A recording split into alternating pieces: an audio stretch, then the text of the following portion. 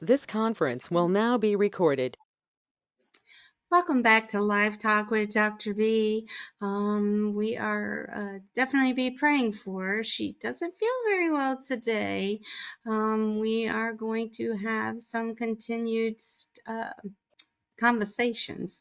So, Dr. B, we hope you're feeling better later on in the week. Thank you so much. And today we have Sam with us and we have Dr. Smith with us. And Dr. Smith, how are you doing? Doing great, B. I'm sorry to hear that you're still a bit under the weather. I hope the new antibiotic turns the corner for you. I sure hope so. And Sam, you look beautiful today. Thank you. I'm doing well. Had a busy weekend and trying to get Christmas here and gone. I'm ready for it to be over with. As much as I love Christmas, I'm just Everybody ready for is, it to be yeah. over with. When you have Yes. to, it's bad enough having to shop, but then having Yeah. to come home and to have to wrap them all. Yes, I know.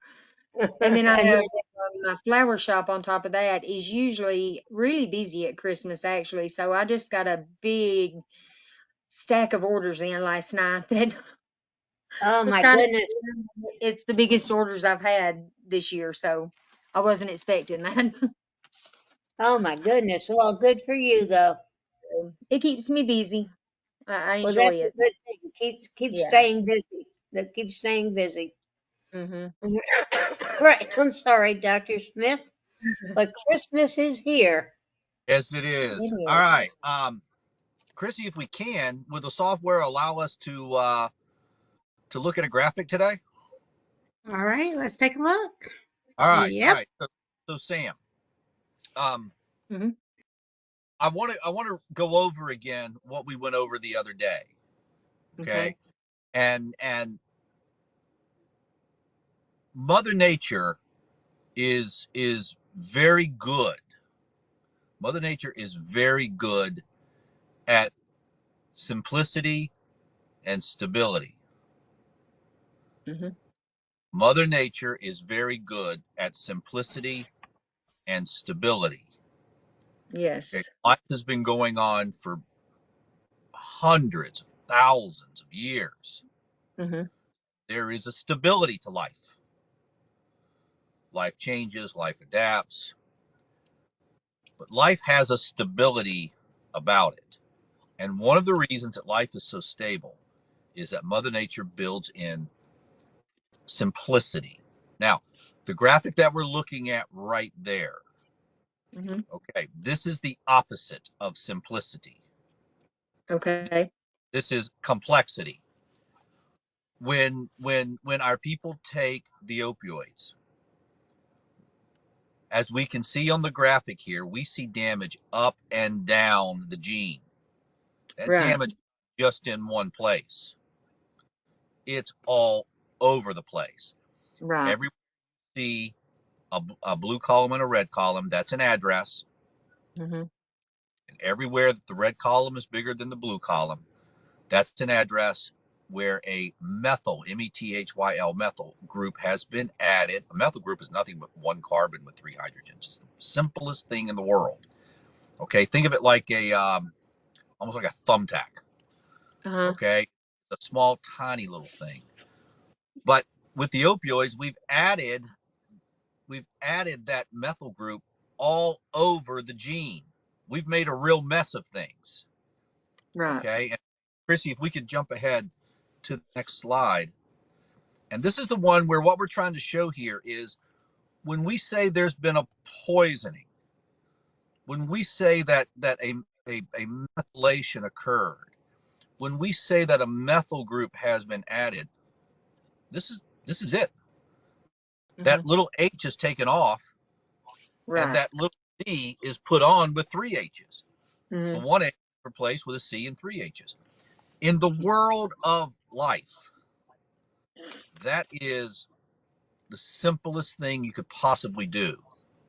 But Mother Nature uses simplicity to gain stability. It's Right. simple and stable. It's simple and it's stable. Mhm. So the problem is once you add that little group on there, you can't get it off. Now, let me Right. give you an example. Okay. Uh, in the world of chemistry, what that's called is a carbon bond, carbon to carbon. All right. Mhm. Where else do we see carbon bonds? Diamonds. Could you split it up? Could you pick up a diamond with your hand and break it in two? No. No. Why? Because the bond is too strong. Right. Carbon bond is too strong. Okay, let's take up another example. Wood. Okay, could you pick up a tree and break it over your knee? No. No. Why not? Because that carbon to carbon bond is too strong. Right. So when our people took the opioids and they added that carbon group, Mhm. unfortunately, that is a strong and stable bond. It's the super glue of bonds. Okay, so you might just look at that and go, "Oh wow, well that'll be easy to treat." Okay, that'll be easy to treat. We can just reverse it. No, Mhm. no. You're trying to take apart diamonds. You're trying to take apart Right. wood. You're trying to take apart something Mother Nature Right. didn't want taken apart. When people were methylated, that methylation serves a purpose. Okay, exactly what that purpose is, we don't fully understand. Mother Nature had it that when something got methylated, it was permanent. That's a carbon to carbon bond. That's the Mhm. same bond as a diamond. That's the same bond as the trellises that build bridges. That's a very powerful bond. You're not going to go in and just cut that bond. Right. Okay. All right. We've got one more slide here, and again, I just wanted to stay with this concept of simplicity. Now, I realize it's hard to look at this slide and go, "Oh wow, that's simple." Okay, Yeah, that's not that doesn't look too simple. Probably exactly. does for you. It's hard to look at that bond. I'm sorry. It's hard to look at that slide and go, "Oh wow, that's simple. I totally get it."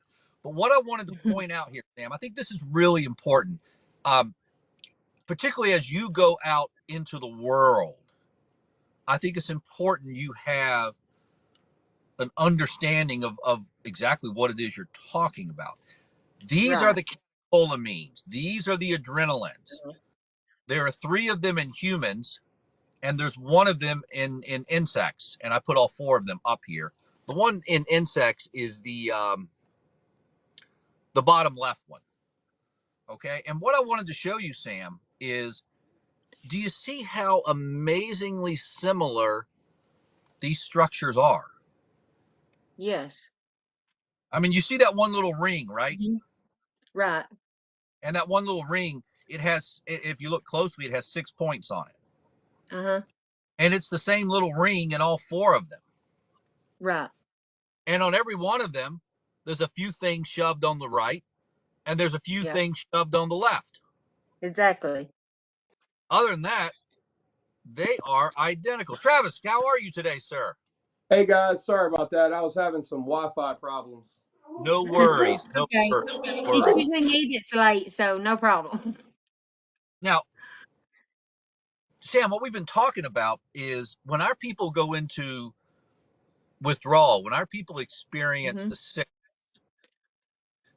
these molecules that you see in front of you, these have a very powerful role when our people get sick. Is that something we can agree on? Yes. In fact, we've talked about how these molecules that you're looking at right here seem to have some ability to burn in a memory. Okay, Mhm. one of the things that I've really learned from listening to you guys, is that there's some kind of a shared experience, that moment when you realize, and in my mind, and I apologize if I'm not saying it right, I certainly apologize, but it's almost like there's two realizations at once. Number one, I'm sick because I'm trying to stop the opioids, and Mhm. number two, I can't believe how sick I am. Right. That's what I'm hearing from you guys. Mm-hmm. Is I can't believe I'm sick because I'm trying to stop the opioids, and I can't believe exactly how sick I am. And Right. that memory, what I hear from you guys, it has just been burned, just as if you, as almost like taking that red hot brand and branding the cattle. Okay, just Absolutely. burned into your brain. Um, and what I wanted to put up here today, and then we'll move on, and very quickly, Travis, we'll walk you through this also, is when Mother Nature is serious about something.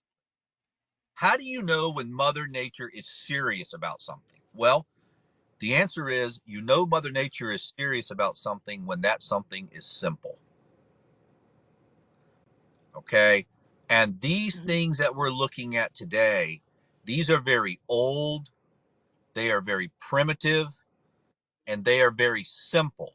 In fact, believe it or not, this just blows my mind. You can find single cell bacteria, the simplest, some of the simplest life forms on the planet, and you can find receptors for epinephrine, which basically means bacteria have some form of the fight or flight reflex. And I guess it Right. makes sense, if the bacteria is living in a puddle and the puddle's drying up, those bacteria that, tried to move away, did better. Ones that didn't move. Um,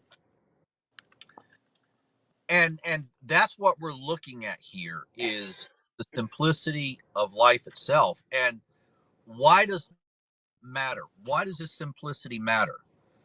Because this is where the opioids did their influence. The opioids have come in and done damage at a basic level of life. Okay, the opioids didn't come in and interfere with your ability to read. The opioids didn't come in and interfere with your ability of free thought. The opioids came in and interfered with some of the basic aspects of life itself. Right. And that's, it's important to understand, but it's also very unfortunate. Okay. So Travis, what we've been talking about here is kind of picking up where we left off the other day. Life, when Mother Nature is serious about something, she makes it very simple.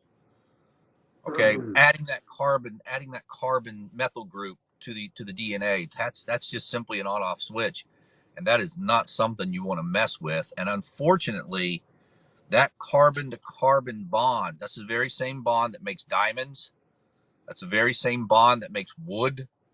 That's the very same bond that makes some of the strongest things on our planet.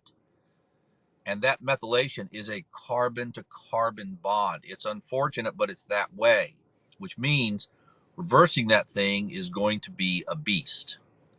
Right. Because what these pharmaceutical companies have done here is they have messed with something that is basic and fundamental to life itself. And when you start messing with the catecholamines, as Travis, your blood work proved that the pharmaceutical companies did this. When you start messing with the catecholamines, you're messing with the fight or flight system in the body. Those catecholamines, those adrenalines, they trigger that fight or flight. Okay. Dr. Smith, you said it would be hard to reverse. Yes. Is that what you said? Do you think it can be reversed? Are you asking my opinion? Yes, sir. All right. All right. Let's leave this topic and let's go to that because that's a very important subject. All I have is an opinion, Travis. You do realize I have no science or anything behind me, just my opinion. Yeah, I understand. I understand that part. Just Okay. your All right. scientific opinion. I was just curious. All right. Yeah. All right. Same. I will give you my opinion, and I want you to stay with me here. Okay. Not saying this is right. I will say this is a hope. All right, Travis and Sam, I'm going to ask y'all a question right now. Both of y'all have been off of the what are called full agonist opioids, the oxycodone, the hydrocodone, the fentanyl. Y'all been off of those for a while. Mm-hmm. Okay. And we warn our people that if you've been off of the full agonist opioids, oxycodone, hydrocodone, fentanyl, if you've been off of them and you've been on buprenorphine for a while, we warn you that if you go back, particularly if you go back to your old dosage, you could die. You've all heard that, right? Right. Yes. Okay. What that means is it means there's a loss of tolerance. Mm-hmm. Okay. Travis, that to me is the only hope I see. And it may be a legitimate hope. Why would you lose tolerance over time unless some of the methylation is reversing? Okay. Okay. I see you and I see your mind and I see it's churning in your brain and I know what you're starting to ask the questions and it's you're going through the Travis process. I love it. Yeah. But you see the question. You do understand the question, right? Yeah. Yes, sir. Yes, sir. I do. And you know it's true. Yeah. I mean, that makes sense to me. That makes a lot of sense. I mean, if your tolerance level, basically, I get what you're saying. If over time your tolerance level goes down, and then if you use again, you could basically die due to overdose, correct? Because Right. your tolerance goes down. Yeah, that make I see where you're going with that. I see Well, what you're now saying. let's go back to what we were talking about not too long ago. We were talking about, nobody really has an explanation for what tolerance is. You felt tolerance because at first you could take one or two, and before you know it, you were taking 17, right? Mm-hmm. Yeah, yeah, And you weren't taking literally. 17 to get high. You were taking 17 to feel normal. The Yeah, Let me function, let yeah. literally. me add something else in here too. I know some people who have uh, slowly come off of buprenorphine, okay, and they've been Uh-huh. off it for 2 years, and all of a sudden they start feeling the need to go back on Suboxone or buprenorphine. Mm-hmm. So, does your tolerance only last for a certain amount of time? This is just something else I'm adding to it, or is it always I'm kind of dormant, wondering that too. waiting to come out? You wanted to ask that same question? Yeah, that was that was on my mind. All right, Sam, let me hear you ask that question also. I want to hear that question twice. I want to make sure I hear it. So, so if someone has tapered off of buprenorphine and they've been off of it for a couple of years, and then they feel the need to either A, they start craving opioids again, or B, they feel like they need to get back on Suboxone, is that, does the tolerance affect that, or how does that, I mean, what would that be? Or Now, does Sam, it always realize, lay yes, dormant in your system that you have this Right. problem? Is it dormant, just waiting to have a chance to pop back out? now you guys realize all we're doing here is speculating and guessing. Oh yeah. Yeah, I Okay. know. Um, Yeah. yes, I think you guys have hit the nail right on the head, which I'm not surprised because this is an incredible group. I what that says to me is if this theory is right, that some of the methylation reverses, but not all of it. That's all I can think of.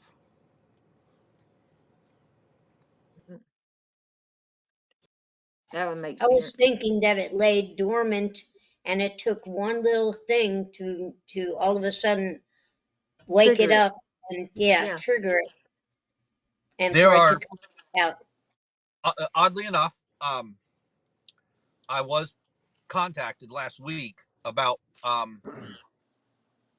by a person who I respect and whose opinion I respect, and a very deep thinking person, and they were speculating as to what future studies we're going to need to push for, and clearly this one is the big one. Um, can the methylation be reversed? And there's only there's only two possible, well, maybe three. There's two possible ways I can see reversing the methylation, and that's going to be everybody's hope. Everybody wants to go back to normal. That's just the way we are as humans. That's human nature. Uh, there's the hope that methylation will change, or we can change the methylation by a slow taper of buprenorphine. We have no scientific evidence of that. They asked me last week if any of our DNA studies were suggestive of that, and I said we don't have that evidence yet. We I wish we were that sophisticated. I wish we had that kind of research horsepower, but and it takes a lot of money to do that. Uh, we do not have any insight into that yet. They asked me when I thought was a reasonable time frame to start that study, and I actually hope by June or July we start that study. It's got to be done. And our people, as you know, it's going to be our people taking the lead on that, following a very strict tapering course, getting a DNA sample done on a regular basis, and let's find out. The other hope would be that somehow uh, stem cells could conceivably be used in a way to wake up some non-methylated genes and try to get them back in. And then the only other option is what's called an enzyme, basically a little lawnmower that goes in and either cuts off the methylated carbon group, which is hard to do, or more likely replaces uh, replaces the group. That little C with the H on it, where it binds to that ring. In theory, you could cut that whole little section out and stick in one that's not been poisoned. Um, Right. this is not science that exists. This is more the theoretical. Um, I don't want to raise false hope. B has heard me say many times, I do not think we will see a successful intervention in our lifetime, which means going in and fixing the damage. The only Right. thing we might be able to see in our lifetime is some improvement with a slow, gradual tapering of the buprenorphine, and that's a study I hope we get done we get started in the next year.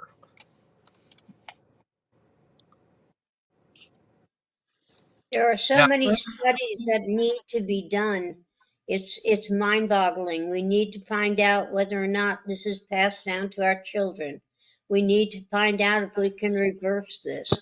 We need to find out so many things. Right. I agree with that. There is now so Yeah. many things to find if out. we can reverse the methylation, that does not mean you can reverse developmental delay. Those are two Right. totally different universes.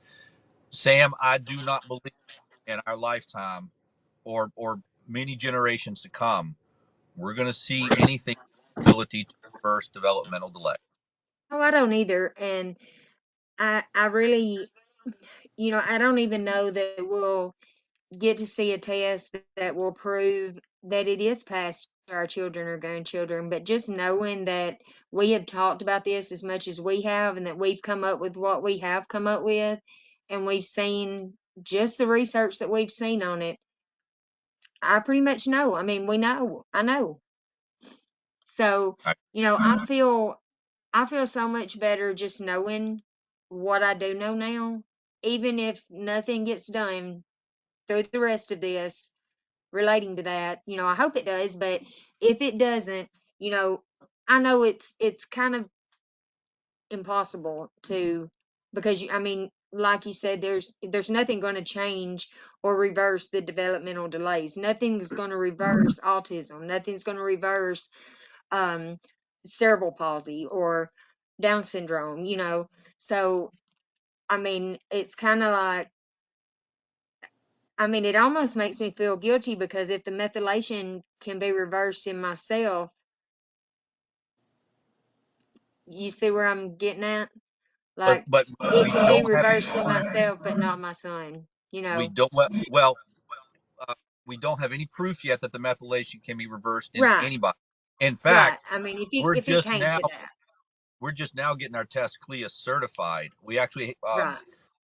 the IRB is holding us as all IRBs do. They're holding us to a very high standard. Dr. B has been working furiously to make sure that our documentation and paperwork meets that very high standard. And there's a chance that by tonight, this evening, all the paperwork to the IRB is going to be completed. The IRB should give approval this week. Those kits should finally get mailed out this week, is our hope. Just in time Yay. for Christmas rush. Right.